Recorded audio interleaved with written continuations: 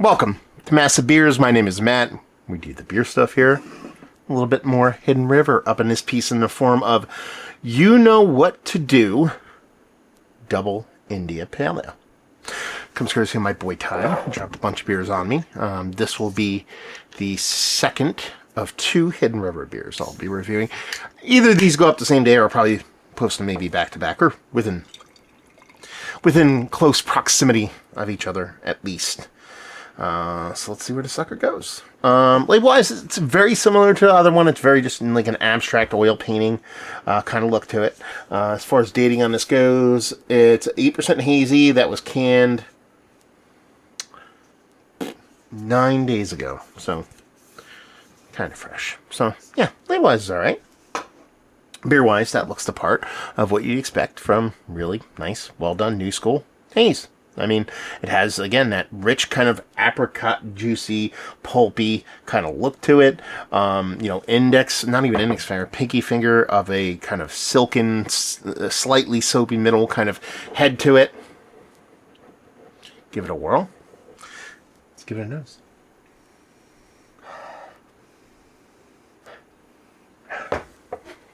It smells awesome. A lot of times sometimes I'll hesitate and people take that as like a negative. It's not. It smells really, really awesome. There's something here. It's all the fruit arbol. It smells like a bigger brother of the other one that I reviewed from them, which is just this big, tropical juice with this pineapple on top with citrus notes. But this one definitely has some like stone fruit jams going on. But there's something else in here. It's that green portion of the hop show. I don't know if it's going to go in like in that nice, slightly minty, grassy thing, or just end up being just like a hot pellety green. But there's something intriguing in there as far as a spritz of a cool, either it's minty, medicinal kind of, in a positive way, kind of hop greeniness on top of just gobs and gobs of fruitiness. So it's all the fruit arbol on us on top of that intriguing mint portion of the show. It just smells like a really well done new school New England style hazy. We're just going to dive in. Cheers, y'all.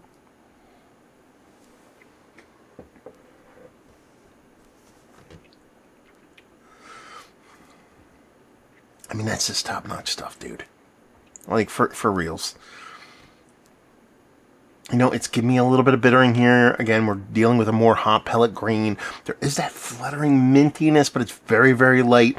There's something about it that kind of intrigues me and just makes me a little bit kind of giddy at the sight or taste or smell of it, more than the actual sight of it. And when you throw this combination of this ultra lush mouthfeel on top of this, all of those fruits belong to us. And again, we're definitely leaning heavily into that tropical fruit, mango-ish, pineapple heavy on that citrus realm here. But again, it would have been a really cool exercise to kind of review this beer next to the other one, because this feels like a double version of that other beer. Very much to me. There's little drips and drabs that are different. That little bit of mintiness here, that little bit of hot pellet green. It could be inherent to it being a double version of something along those lines. But what is undeniable is just how good this beer is and how good the other one was. It's one of those things where, I've heard my fair share about Hidden River, and, people have told me, and they're make quite tasty beers. I mean, this is top notch. This is some of the best haze that I've had, like, end sentence. We just end it. We don't have to continue on and quantify it further than that. Again, from the way the mouthfeel kind of shows up, followed through to the way the sweetness shows, it has that shaved edge, heavy oated, slightly confectionery kind of sweetness that doesn't have this sharpness to it. And just the way this fruit portion of the show just shows up in spades in a really purposeful manner, but doesn't get too like over the top sweet. A lot of times you'll have like that really kind of saccharine sweetness when these double IPAs, because they tend to be under attenuated and they don't have this kind of softer edge to them. Everything is here. Everything is here. You put this in. I don't like doing. I'm not going to do it. You put this in some of the more, hyped brewers out there, the ultra well-known ones. You put it in one of their cans, I think people go, this is a really amazing beer. It's one of the better ones they've made. It just happens to be in Hidden River. as opposed to those other places. I'm not going to name names because I don't think it's fair to Hidden River. But, I mean, this is the beer where I think you give this to a beer purist. Someone that's like, beer, I remember 1999 when I was at the peak of beer, that kind of person, which I can definitely relate to and dip into from time to time.